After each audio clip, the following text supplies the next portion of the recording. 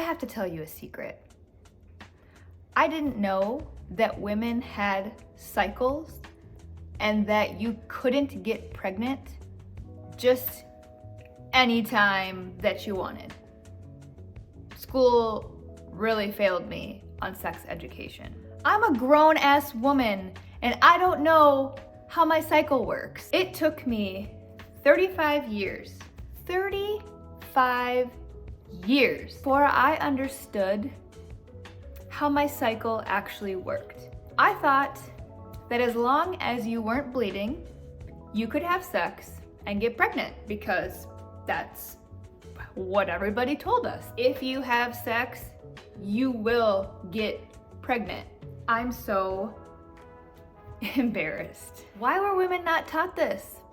Why, when we hit like high school, did we not have a more in-depth conversation about our 28-day cycle and what happens during that cycle, and that we had things like cervical mucus that would change as your cycle progressed? Here I was, a little girl in high school, probably in college too, thinking I was the only one leaking into my underwear. Why didn't anybody talk to us about this? Our PE teacher was my sex education teacher. Do you think he really wanted to talk about cervical mucus? No. I just wish that our schools did a better job teaching us about all of this information because it's really important. And now that I want to become a mom, I was realizing that I have absolutely no clue how to do that besides getting down and dirty. Let's get into how to track your cycle if you A, want to become pregnant, or B, want to avoid a pregnancy. So the first thing you want to do is you want to find a phone app that will track your cycle. Now, I recommend Kindara because that's the one that I use, but there's there's actually a ton of apps out there that you can use. There's Fertility Friend. There's also a Cycles app that I use for a little bit. But the main things you want to look for are tracking your period flow, cervical mucus, and your basal body temperature. The second thing you want to do is you want to buy a basal body thermometer. So I got mine from Target, but they have a lot of them, a lot of options on Amazon. You can also buy them at Walmart or your local drugstore. Make sure that it says basal body on the thermometer and that you're not just buying a regular thermometer to check for a fever. The difference is that a basal body thermometer has 2 decimals instead of 1. Example, a basal body thermometer will say like 98.15 and a regular thermometer would say 98.1. Does that make sense? So why purchase a basal body thermometer? This device will help you determine when you are most likely to get pregnant because it helps you determine when you ovulate. Ovulation is when you release an egg. This will help you identify which days to have sex or to avoid sex, depending on what you're trying to do. More on how to use the thermometer later. You want to start using your app right away. So go ahead, log in, set up all of your information, and then you want to go ahead and mark when your period has started. So you can either wait for that next period to come and record that in there, or you can record the last period if you remember when that started and how long that lasted. So day 1 is the first day of your period. Go ahead and track any symptoms that you're feeling if that's something important to you, such as headaches, menstrual cramps, food cravings, and bloating. So now that you've started recording your menstrual cycle, you want to start tracking your basal body temperature using your basal body thermometer. So what is your basal body temperature? That is your body's baseline temperature when you're at rest. As soon as you open your eyes or your alarm goes off, put that thermometer in your mouth, under your tongue, and wait for it to beep. Pro tip, keep the thermometer under your pillow or on your nightstand so that you remember to use it every morning. So for the most accurate results, You don't want to move or speak until you take your temperature. So as you start recording, you'll notice that the first half of your cycle, your temperatures are a lot lower than the second half of your cycle. The first half of my cycle is typically in the 97 to 97.6 range. After ovulation, it shoots up to 98 or 98.5. The reason for the temp shift is because when your body releases an egg, you also release a hormone called progesterone, and that makes your temperature at rest rise. Okay, so now that I'm tracking my basal body temperature every morning, how do I know when to have sex? Great question. Each cycle, we have a maximum of 6 days when we're fertile, and the sperm can easily swim into our fallopian tubes to fertilize the egg. Sperm can live for up to 5 days inside of you, and an egg can last 1 to 2 days after you've ovulated. Then it can no longer be fertilized.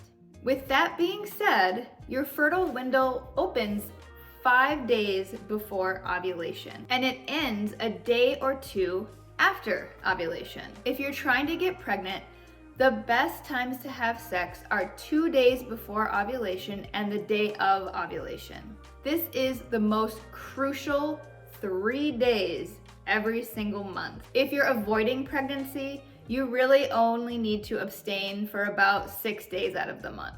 In a typical 28-day cycle, now not everybody has the same cycle, but on a typical 28-day cycle, you will most likely ovulate on day 14. Your fertile window will start on day 8 and it ends on day 14. Once you have 2 to 3 cycles tracked in your app, you'll start to notice a pattern. Another option that you can use that I found really helpful are those ovulation strips. You can buy ovulation tests at Target, Walmart. You can get a huge pack off of Amazon, and I'm sure you could find them at any pharmacy as well.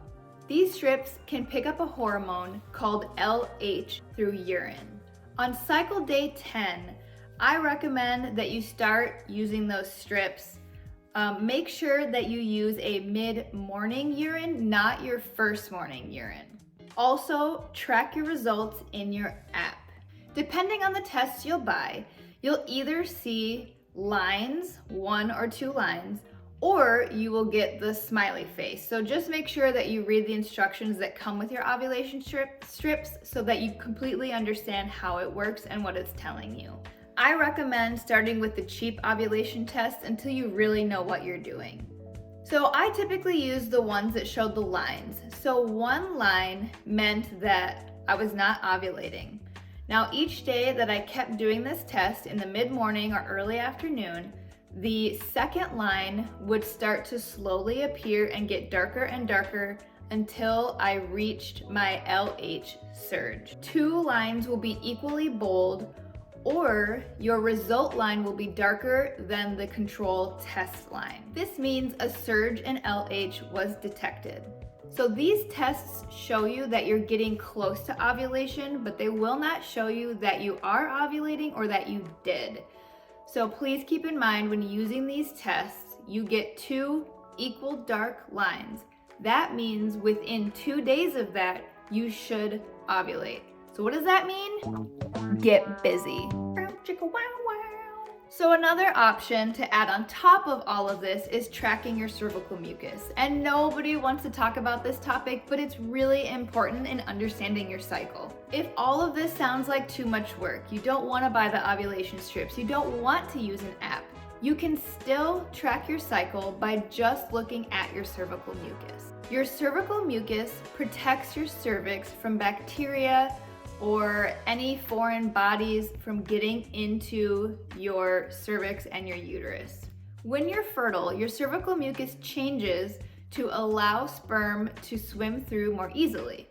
Typically after your period, your cervical mucus will be more dry, so you won't really see anything in your underwear or when you wipe. It starts to get sticky, then creamy, then clear and more like an egg white consistency and stretchy. Then you go into the watery phase, and then you will go back to being dry. When you see the clear, stretchy, egg white cervical mucus, either when you wipe or in your underwear, that means that you're fertile. Egg white cervical mucus also tells you that you are going to ovulate soon. So what should you do? Get busy. So if you're trying to get pregnant and you've been tracking your cycle for a few months, can you use your chart to tell if you're pregnant? The answer is yes, absolutely. Towards the end of your cycle on your chart, your temperature will either stay high or you will notice that it's starting to dip low again. If you're on cycle day 24 to 28 and your cycle starts to dip, that means that your period should be arriving in the next couple of days. If your temp stays high, like 98.5 or higher, that could be an indication of early pregnancy.